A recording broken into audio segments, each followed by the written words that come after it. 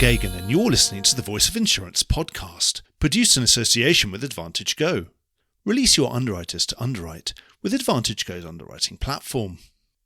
Given its 50% share of global premiums, it's probably fair enough that we spend an awful lot of our time talking about the US market. But sometimes it's refreshing to broaden our horizons a little. So today we're going to be looking at Australia. And luckily we're going to be guided by a real expert and pioneer in this territory. This is someone with an enviable track record and also a very strong grounding in global wholesale insurance. Simon Lightbody has had a very successful 30-plus year career, which started as a broker and then an underwriter in London, but really took off 18 years ago when he helped found Miramar, an Australian MGA backed by the growing Steadfast distribution group. Steadfast went public 10 years ago, and these days Miramar writes well over $1 billion in annual premiums. After a recent career break, Simon is back with Rhodian, a brand new MGA incubator set up with support from Amwins. When someone of Simon's experience and success starts something new, it's always exciting and a chance to find out what opportunity it is they've seen or what gap in the market they've spotted. So what follows is an excellent tour around Simon's big idea and the opportunities available in the Australian and wider Asia-Pacific markets. Simon's someone I knew back in my own broking days in the 1990s, and I think some of that familiarity comes through in this really friendly and relaxed meeting. But most importantly, this is an encounter with a highly successful entrepreneur who knows the MGA business from top to bottom. And because of that, I think this episode has an awful lot to offer any listener, whether they have a particular interest in the Australian market or not. Enjoy the podcast. Simon, welcome to the Voice of Insurance. Thank you very much, Mark. Well, you and I have got a bit of history, but that was a very long time ago. We were both brokers to start with, and then you became an underwriter. Then you went to Australia. Yeah. Tell the listeners a bit about yourself and your career to date, and then how you've come up with the idea for Rhodian. Okay, I'll try and do that as briefly. Yeah, because it's a long time. We could end up doing a whole program on this. Yes, we're of a generation that goes back. So my journey in insurance started at the very venerable C.T. Bowring back in 1990, as it still was then, just it had been acquired by Marsh. And I, in fact, started my journey with Marsh on the finance auditing side of that business, but moved on to broking fairly quickly to work in the international liability division of C.T. Bowring, which at the time was run by a guy called John Marsh, Nick Baker, Martin South, Paul Close, all people who've gone on to have outstanding careers. Martin South, obviously head of Marsh, Nick at Provitas, John stayed at Marsh for many, many years, as did Paul. So I had a great grounding and spent quite a few years learning my craft, which is where we met each other, queuing in underwriting, queuing rooms and in Lloyd's, doing what we used to do in those days, which was spend time talking to each other and watching each other broke and form relationships, which I think is a function of the market which probably doesn't exist to quite the same degree these days. Yeah, I think I learned quite a lot from you because you're quite chatty. Yes. Yeah. And I think we realised that we didn't have many things that were directly competing with each other, so we could sort of learn a bit while you're waiting. Exactly. I'd never played the game of doing that and holding my slipcase close to my chest because it was business that was coming into Bowring's Marsh. So no one's going to take it away from you just because they hear you talking about it over your shoulder in a Lloyd's queue. But I then went on to the underwriting side, still majoring in international liability, several companies without sounding like a millennial who moved around a lot, but Chiyoda, Eagle Star Re, and then into Lloyd's at Denham Syndicate, which is where I became part of Excel. Because I suppose, between Ace and Excel, they'd bought half of Lloyd's around that time. Exactly. At that time, there was a lot of that activity going on. Where Denham Syndicate merged with Brockbank, and I was approached by a guy called Craig Langham, who was asked to head up Excel in Australia. I went over in 2002 to come over to Australia and help him build the Excel proposition in Australia by looking after the international liability side. I went to Sydney thinking 3, maybe 4 years would be a good experience, having broked and underwritten Australian business for quite a few years, most of my career in insurance. And things always surprise you when you're thinking that you're about to move on. And we were in the throes of discussing where would be next when I was approached by a guy called Anthony Jodrell to consider starting an underwriting agency. He was good friends with a gentleman called Robert Kelly, who was running a broker distribution cluster group called Steadfast at the time, and they wanted to invest in an underwriting agency. We were very fortunate to be sponsored by Mark Lawrence and Ed Lyons at Chaucer and Heritage, respectively. And Heritage is what I suppose became Argo, didn't it? That was, exactly. It was bought by Argo. Yeah, and so Heritage, Argo. Would now be Westfield, I suppose, yes. Yeah, exactly. And then Mark and his team went over to Chaucer, which is where Ed was, obviously, and under the leadership of John Fowle at the time, who was another acquaintance of ours from those days. So Miramar was an underwriting agency backed by Lloyd's. We had a little bit of domestic capacity. We were writing what's called SME, commercial business, property liability, and professional. And that was a hell of a time to be starting an agency, and that was in that almost sort of post-apocalyptic time for the Australian market with HIH's collapse, which was, you know, I'm sure as a journalist, we were all writing about that at the time. In fact, I was just coming into that post-HIH world where APRA was coming into being and lots of things were happening. But it must have been a hell of a time. You had a massive tailwind, one presumed, when you had capacity, you could write business. Yeah, liability, certainly along the liability side, to a degree property, but liability, when I first went to Australia with Excel in 2002, the liability market as a result of the tort reforms and the changes in legislation in Australia was super, super hard. I think it's the hardest liability environment I've ever underwritten, broked in, and capacity was very short. So we, as Excel at the time, we had a good time being able to charge technical rate and write a profitable book for a few years. And that tailwind came into Miramar as we started in 2005. And there was competition. Obviously, there were underwriting agencies around at the time. They were starting to be seen as an alternate vehicle to domestic insurers, but they hadn't quite established the credibility that they certainly do now. And one of the reasons we accepted Steadfast's offer to take an equity share of Miramar was because they were a growing cluster group of brokers, a network of brokers, and they were forming a ready-made distribution arm for us. So to forego equity in our business with a chance to be associated with a growing cluster group of brokers was kind of seen as a sensible thing. And it gave us that extra lift in what was a relatively buoyant market at the time as well. So you rode that tiger all the way to become a public company of Steadfast. So it was interesting, kind of, what was it John Lennon said, life goes on when you're busy making other plans. And we were happily going on the journey of Miramar, and we'd got to a pretty impressive size in terms of number of people and GWP, etc. Presumably, being Steadfast, there were acquisitions involved, I presume. As Miramar, we didn't buy any books. We just grew organically. But when Steadfast decided to list, and the IPO was in 2013, we sold Miramar into the IPO, pre-IPO. Then after post-IPO, I sat down with Robert and he explained his vision of what he saw on the underwriting side within Steadfast. Was very much a range of products that would help brokers within the Steadfast group and brokers from outside Steadfast access markets that they may not have necessarily been aware of or have available to them. We set off on a preordained strategy to buy good agencies with good brands, strong backing from the capacity providers with a good reputation in the broker market. And that's what we did for 10 years until I decided to hand the reins over and let somebody else carry on the good work that we started. So then you're forming this idea for Rhodian. So where did that come from? And also, where did you get the backing from? Did you back yourself? You had all these lovely Steadfast shares that you could cash in? You see the price of property in Sydney now. Did you just buy one flat in 2002? That's it. I have a small garage. Yeah. So Rhodian, so that was an interesting one. So I left Steadfast with Robert's blessing. We'd had an amazing journey. We'd been together 18 years, really, Miramar and Steadfast. And it was time to take a break for me. I'd never had a break. I'd never done a gardening leave. And I have lots of colleagues in London and friends and colleagues who have done that wonderful disappearing for 6 months or a year. And I'd never done it. And I needed a break. I suppose Australia's quite a good place to do that, presumably to go around the country. Exactly. And we were coming out of COVID. I knew I wasn't finished. I spent some time thinking about what do I know? What am I good at?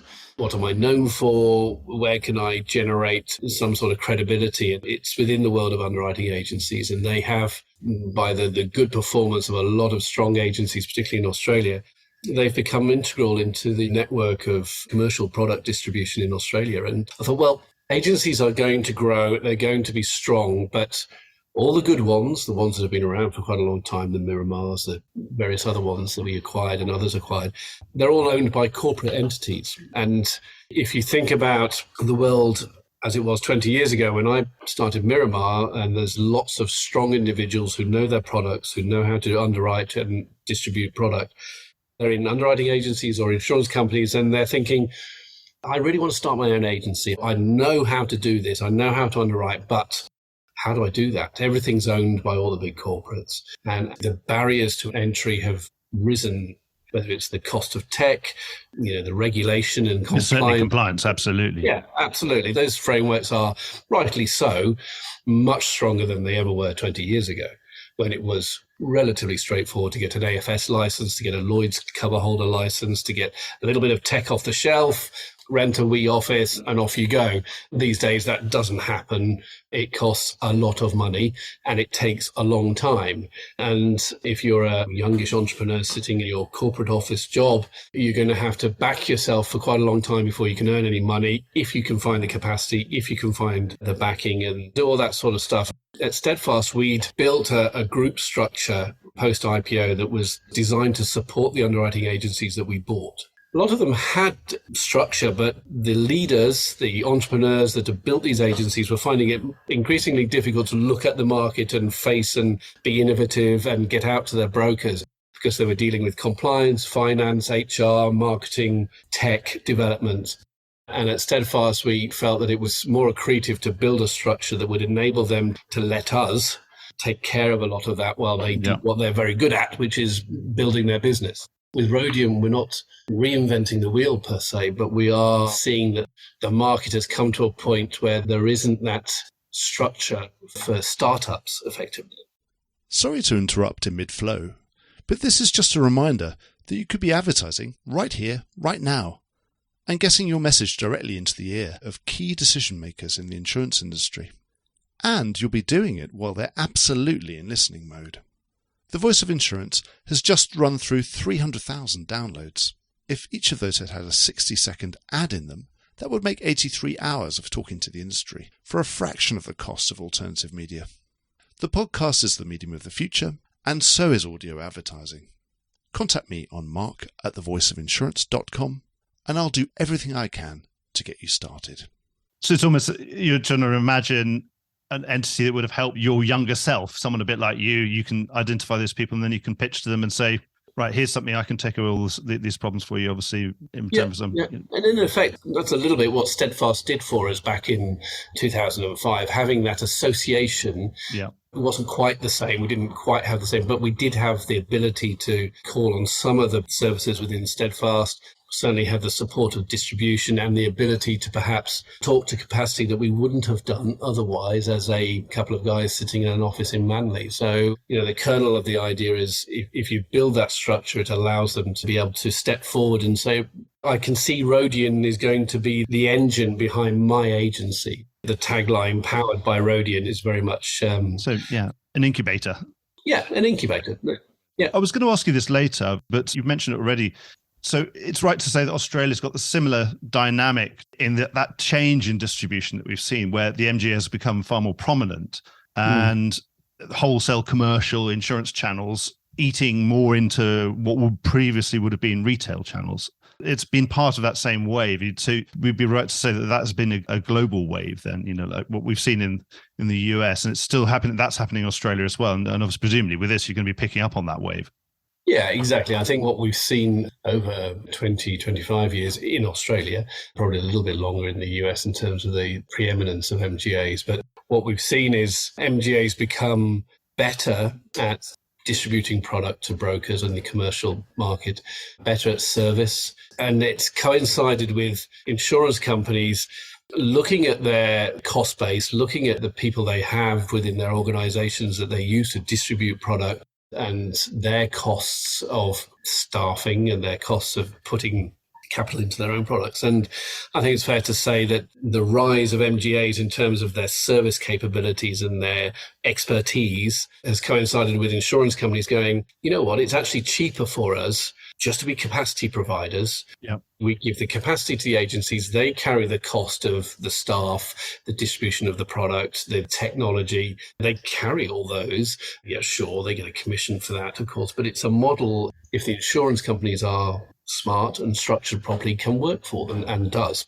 And presumably with the MGAs giving them far more tailored product, I suppose, and that's ultimately it. I remember having Steve DiCarlo on at a conference about 6 or 7 years ago, and he showed some of the most complex structures. Of course, you'd say, well, we're adding these new links to the chain. And he showed us the most complex structure that he could imagine of, I don't know, a retail broker going to a wholesale broker, going to an MGA, then firing something else out somewhere else, and then going via reinsurance and something up, and it was 7 people in the chain. And he said, but why does that happen? And he asked the audience, and everyone was scratching their heads. And he said, well, it happens because it's better. Yeah. Because it's better that way, because this is for a very specific product that someone needs. And, whether we share the commission between 7 people or 6 people or 1 people, who cares? The point is the client gets a better service and they're getting something that they really need, and it's probably come from halfway around the world at that point. But it was a really good point. It was a bit of a light bulb moment for me. I was thinking, no, of course that's right. Yeah. And so has that really been the success of the MGAs? That it's giving a far more specific product, specific service in a specific place where it's actually needed. Yeah, absolutely. Rather than being a bit more generalist with the large multinationals giving products that weren't specifically tailored for anybody in particular. And I think the rise of the regulatory authorities down here, whether it be APRA or ASIC, in terms of their requirements, the impost on insurance companies or licensed insurers is huge. Not that that goes away if they give an underwriting agency capacity, because they still have to run it, still their license providing the capacity. But their internal costs are ameliorated because a lot of that distribution effort is done in the agencies. We've had instances when I was at Steadfast where insurance companies would have products that they had in market themselves, and they say, you know what, we're just not doing this very well. We've got a great product, but we don't know how to distribute. We're not very good at service. We probably could be better at underwriting it in the first place. Can you do it? And we'd say, yeah, sure. Let's rebrand it. It's still a XYZ insurance company product, but it's running through Miramar or whoever, and we'll just do a better job. And you won't have 30 people in head office doing that job not particularly well. So it is better, to Steve DiCarlo's point, because it's better. And it wouldn't I like that. I'm going to borrow that, actually. So that relationship with Amwins, how does that work? You've got a relationship with Amwins, presumably. Is it partly equity, or they're going to be sourcing capacity for you, that kind of thing? Yeah, because you asked that question earlier in terms of where the backing came from. So the 3 founders, myself, Tessa Churnside and Peter Tackles, have put our own money into it. However, the majority of the investment to start Rhodian has come from Amwins. The Amwins connection, it's interesting how these things happen. I bumped into an ex-colleague of mine, a guy called John Andrews, who's at Amwins, and I bumped into him last April when I was back in the UK in my break phase, and he just asked me what I was doing, and I said, I've got a few ideas. I said, well, Amwins are starting to look at their international strategy in terms of ex-USA, London, business generating areas, and would you mind having a chat to some of our guys and seeing if there's an alignment? Australia is one of the territories that's been circled. So I said, sure. We ended up having 2 or 3 conversations over Zoom, which culminated in Peter and I, one of my co-founders, going out to Charlotte and sitting down with Amwins and really talking about our ideology, our cultural desires, how we wanted Rhodian to be presented to market, what our philosophies were in terms of life and business. And I think we spent about 90% of the time on getting to know each other from a cultural fit point of view, and 10% on P&L numbers. Amwins are clearly a significantly successful business. They've got a strong MGA pedigree, absolutely, which is super important to us, to be working with somebody who understands our business. I think we are probably a relatively inexpensive entree into Australia in terms of a space they understand, being MGAs. And we're a little bit different. We're, that incubator model. We're not looking to expose the capital, the balance sheet, by buying agencies, which can be hugely expensive. A little bit of a lottery as to whether it works or not, and you get the economies of scale. The actual quality of the earnings that you're buying is difficult to ascertain until you actually own it, isn't it?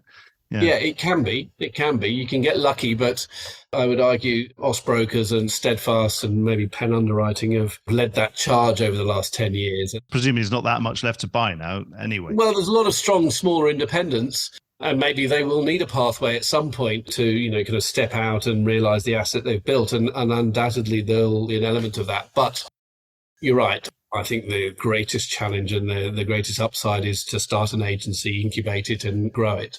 And what about the structure there? They would have the significant minority interest and you'd be the significant majority interest. So Amwins have taken a significant minority interest.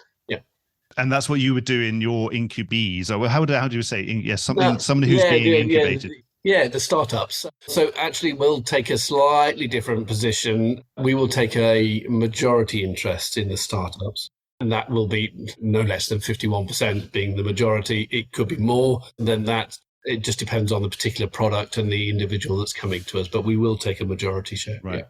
And what's the intention there? Because obviously incubation, we're looking at the bird incubating an egg, I suppose is where this is coming from. In the end, the fledgling hatches and then eventually, it flies off from the nest and starts its own nest.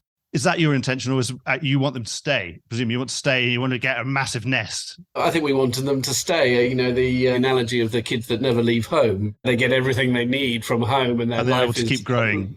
They don't feel stifled. Yeah.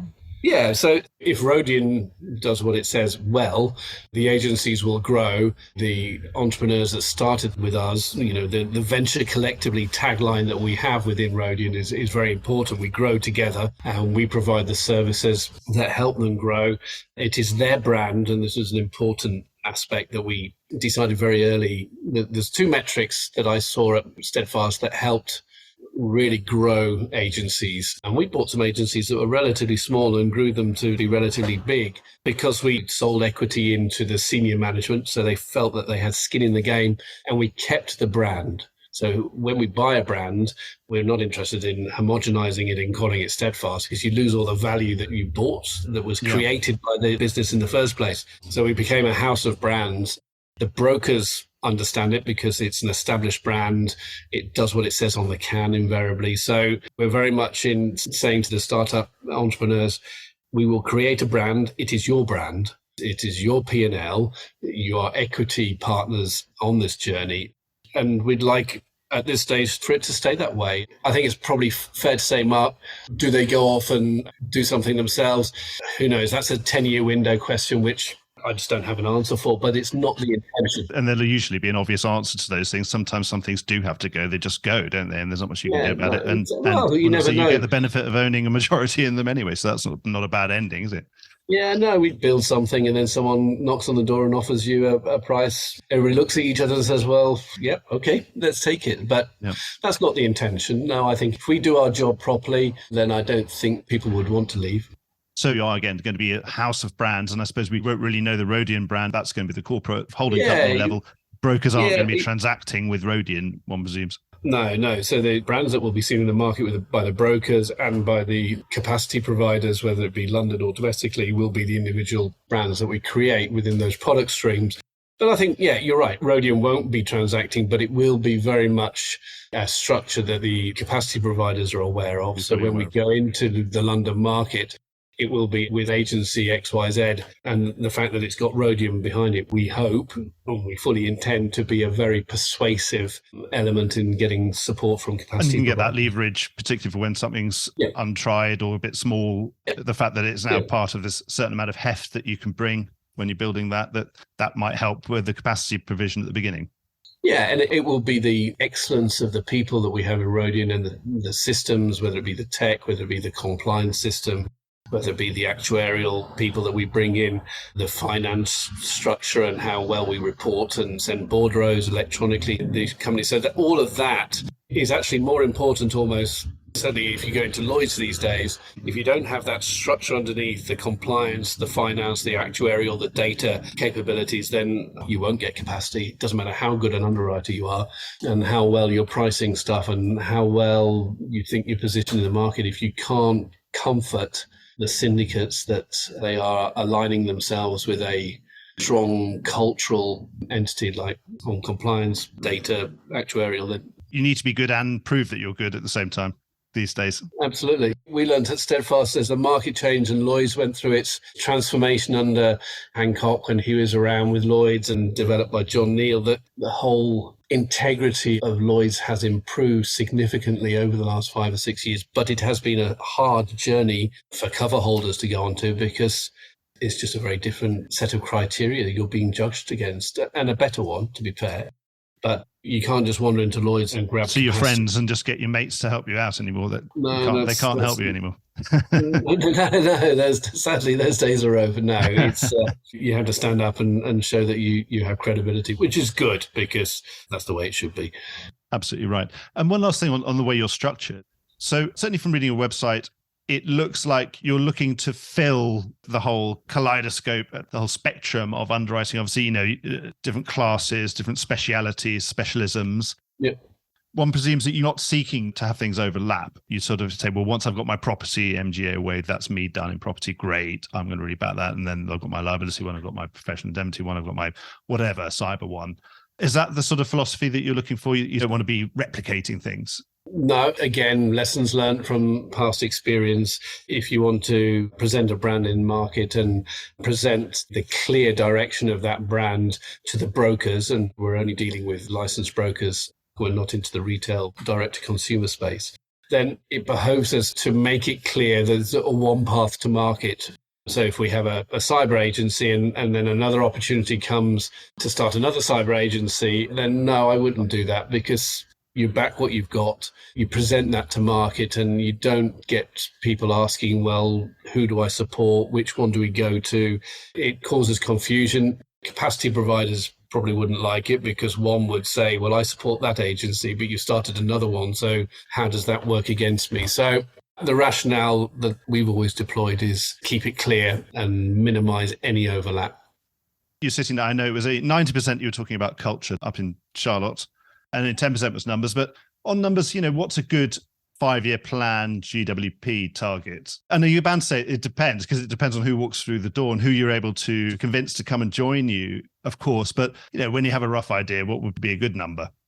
As anybody will know, when they're building a business plan, you have to develop a forward-thinking at least 5 years, 5 or 6 years, and we certainly did that and have presented that to Amwins in order for us to generate a number that we need in order to fund and present Rhodian to the market. I think it's fair to say we would be looking across 8 or 9 different products in the next 5 years, and we'd be looking in excess of $100 million Australian. Yeah, what's the Aussie dollar to the US dollar at the moment? 0.7, something like that. 70 million US dollars. Yeah, so about 70, 75 million US dollars. It could be more, could be less, who knows? If this market continues where we've got strong pricing, we don't get a particularly soft cycle in there, which I don't think we will particularly yet, I think that's achievable.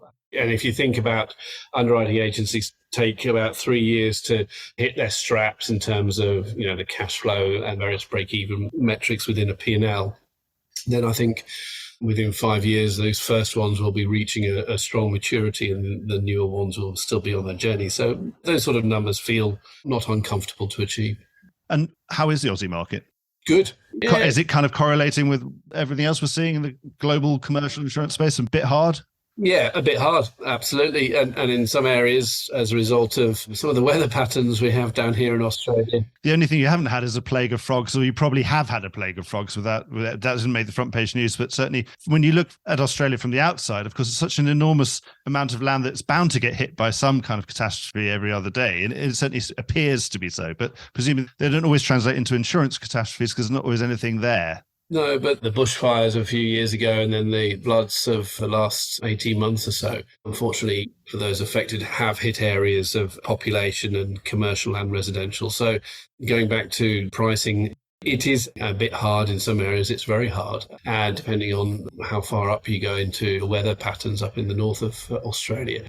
But it's strong pricing at the moment. The corrective pricing started maybe 5 or 6 years ago on the property side. It's continued through the casualty classes, the PI, D&O, general liability. And they're still ongoing because we aren't still seeing those years of correctiveness are still developing and maturing. So I don't think anybody would put their hand on their heart and say, we're at technical, we're there, we've done it. You can't get the actuary to say that we're ready yet. They're still getting adverse development in different places. Exactly. And some of the tails on some of those casualty classes, with some of the PI classes are 8 or 9 years, and some of them are still developing. So I think we are still set for a strong, hard market for, I would say, 3 or 4 years. We're seeing a little bit of capacity coming back in and starting to put its wee flag up down here and say, we think Australia is a lot better than it was 5 years ago, which it certainly is.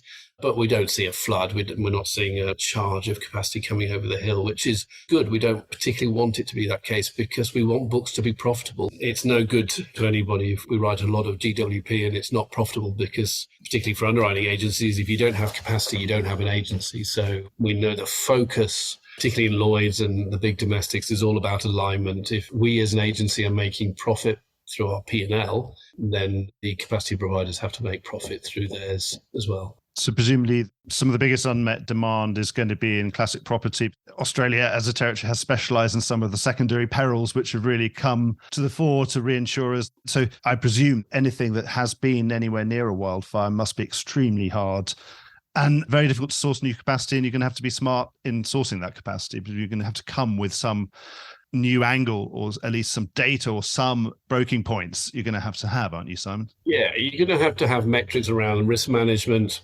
It's the same as, kind of flood, bushfire around those locations, and the mitigation. There's a lot of bushfire mitigation going on in Australia, really forced to because of the ferocity of the fires in the last few years. Presumably also a lot of learning has happened. That, some holdings did okay and some didn't, and some, because they had pools of water here and there, were able to let the fire go round them. All sorts of things have happened, haven't they? But presume you can learn a lot as an underwriter out of that. There's certainly proven ways of mitigating the damage done, and both whether it be through flood or rainfall, storm or bushfire. So there are smart ways of measuring that, risk management tools, metrics, data that suggest that if you apply those, then these are areas that can be underwritten. A price can be put on them.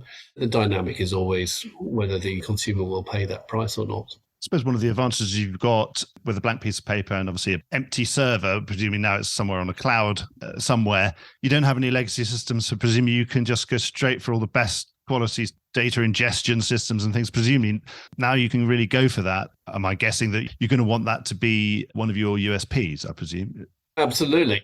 When we sat down and started looking at Rhodian and what it was going to represent, we actually did think for a time, is it going to be a tech company that works in insurance, or is it going to be an insurance entity that has good tech?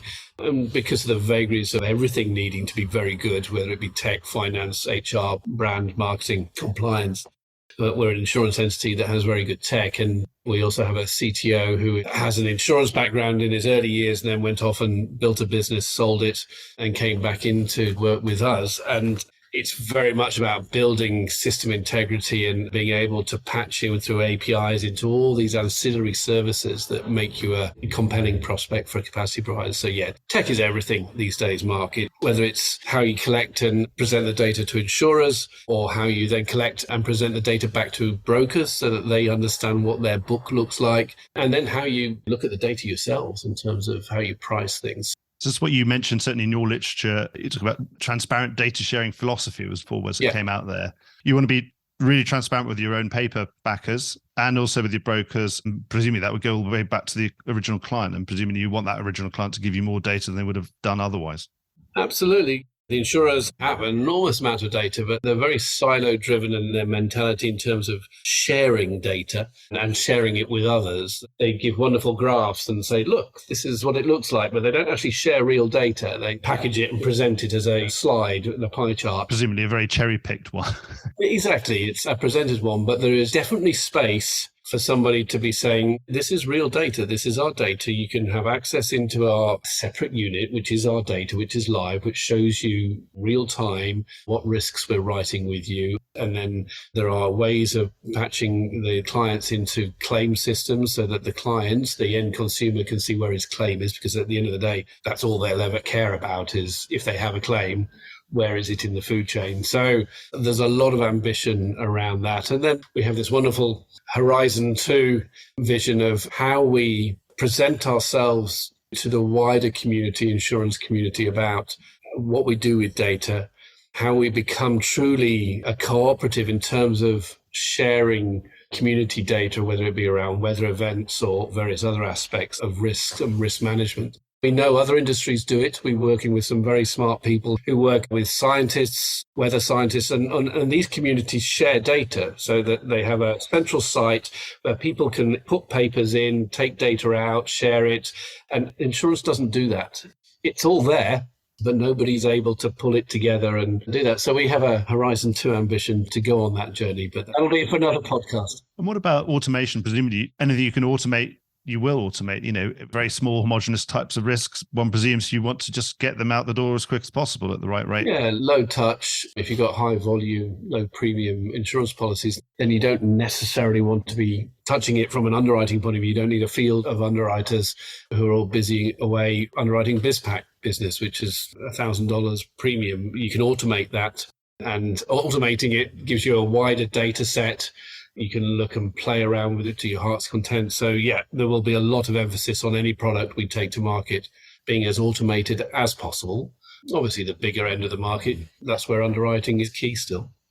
One other thing I wanted to ask you, obviously in a time of difficulty sourcing capacity, sometimes MGAs, and certainly the last 4 or 5 years in this hardening phase, have gone to source some of their own capacity. Sometimes that's by necessity, sometimes by design. The necessity to show that they've got skin in the game.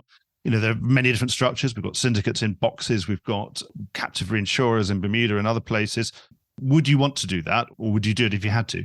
Or is it too much of a distraction, again, to be, it's one thing being an MGA and being the best MGA you can be, but then suddenly being an MGA who's also an insurance company, that's quite hard work. We used to get asked that question at Steadfast as we grew and became significant. We had $1.5 billion, or have $1.5 billion worth of GWP. And people would say, well, so when are you going to become an insurance company? And Robert would always say, never going to be an insurance company. No plans. No, I think that blurs the lines, doesn't it, between MGA, specialist distributor of products. I suppose your paper provider at some point is going to say, well, oh, wow. So, they're taking 10% of everything. At what point they're suddenly just going to tell me at the next renewal, actually, sorry, it's 100%. And now we've got Munich Re behind us or something. Yeah, exactly. People who have been going a lot longer than obviously Rhodian, and we look at Jewel, for instance, who have done that. And I think when you get to a certain size and you've been in the market as long as someone like Jewel has, then I think it probably does make sense to look at those alternative structures. But that's a long way down the road. The only advantage will be that multi-year nature of it. Of course, you don't create an insurance company lightly. It must be a multi-year thing. You wouldn't do it for 1 year. No, I think I'll rely on Robert Kelly's sage advice. No, I don't think we'll be an insurance company. I've run through pretty much all the questions I was going to run through. I don't know if you've got anything to add. Oh, actually, one thing I wanted to, it's very lucky being an insurance journalist, you get to learn a lot more about Greek mythology and Roman mythology than you would normally do, because so many vehicles have been named after classical antiquity. And I know Rhodian, this is post that epoch, isn't it? So it's very late stages of the Roman Empire. So just tell us what that's all about. It's interesting when you start a business, you have these ideas of, we're going to have this wonderful name. And then when you actually come and start... It's really hard, yes. Yeah, it's really hard. One, because unless you're a particularly creative person, which I'm not. And they've all been taken. And we have a COO, Tessa, who is from outside insurance, so brand marketing specialist, much more creative than insurance people like me. She was working with an external that we use to come up with this really strong website, which we've got on Rhodian. Adrian and Tessa went on this journey and they found reference to that first... It's called the first sea law of roads. Effectively, when a vessel left port, there's 3 components to a vessel. There's the vessel owner, the cargo owner, and the passengers. If the vessel gets into distress, the absolute agreement was in order to save the vessel and the passengers, the cargo is jettisoned. And therefore, there's 2 sets of people who are very happy that that's happened, being the vessel owners and the passengers. And the cargo owners need to be compensated. So all 3... So the cargo owners take a little bit of the share, as do the vessel owners, as do the passengers. And so it was called the first sea law of roads. And when we came across that, or when they came across that, it very quickly developed into, Rhodian. Rhodian is derived, obviously, from the word roads. It's the early average, isn't it? I suppose they're all in the same boat. Exactly. So the hull and the passengers bail out the cargo, because they were all sunk anyway, wouldn't they, of course? Yeah, exactly. Yeah, I mean, the cargo was going to be lost one way or the other, either by the whole hull going down and everyone dying. So you might as well chuck the cargo over and let the surviving passengers pay for it. Yeah, exactly. Providing the people who survive intact so you're all in the same boat at Rhodian, is what we're saying. And that's Byzantine, isn't it? And of course, it is. Yeah. No, exactly. I think a lot of people would still argue that the law of average in marine is still Byzantine. I think everyone would argue that just marine insurance is still Byzantine. Well, so surely your marine MGA is being ready just as we speak. You've got to have a marine MGA out of Australia, surely. There will. Yeah, well, actually, that does remind me. There's one other question I didn't ask you. Should we just think of you as an Australian business? And you are in a part of the world. There are other people in your time zone. There are other places. Could you be an international business? Obviously, there are plenty of international businesses run out of Australia, as we know. There are indeed. Well, on the doorstep, we obviously have New Zealand, which is a very strong insurance market and is represented by some good MGAs, not dissimilar to Australia in terms of setup, unified by language. So New Zealand is international and is very much a possibility in the future. And then we jump up into Singapore is starting to become a more friendly environment for underwriting agencies, as is some other Hong Kong and other territories up in what we call Asia. So it's possible. I wouldn't discount it, but I would say, yes, there is a definite ambition to look at those possibilities over time. But probably leave it out for the first 5 to 10 years. Yeah, I don't think we'll be rushing up into Singapore or Hong Kong, but you never say never, but no, that wouldn't be within the first 5 years. New Zealand, on the other hand, very much could be, yeah. Well, Simon, I'll let you get on with your first 5 years. It sounds like you've bitten off an awful lot, but big smile on your face. So it looks like you're having a lot of fun. Yeah, we are, definitely. It's rewarding to be talking to people who are exploring a long-held ambition, invariably, to step out and do something themselves and partner with those people and give them the backing and the support they need. And I like that. It's a good feeling. We had that from Steadfast when we started our journey, so I'm looking to get a similar sort of feeling of venturing collectively, as we say. Yeah, it's fun working with young and ambitious and exciting people with good ideas, isn't it? I mean, it's sort of quite invigorating. Yeah, exactly. It is. Well, it reminds me of, the days that we had in the market when it was that sort of spirit of endless possibilities. And I like that. I think that's what insurance should be about.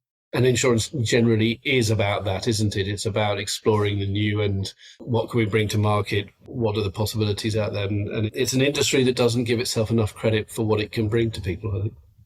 Fantastic, Simon. Well, thank you so much for coming on the show, and we'll book you in for a checkup in a few years.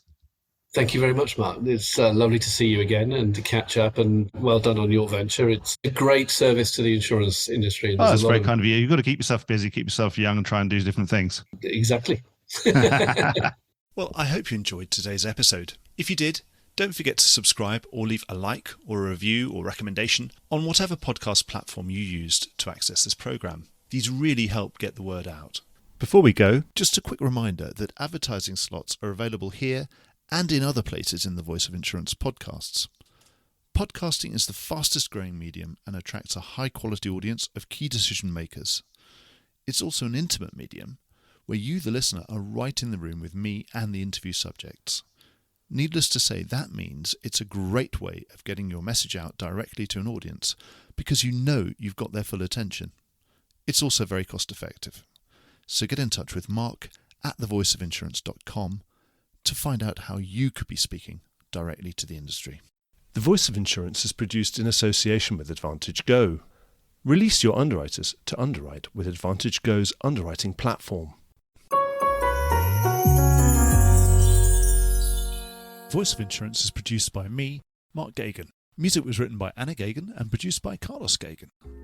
Check out more podcasts and written comment pieces at www.thevoiceofinsurance.com.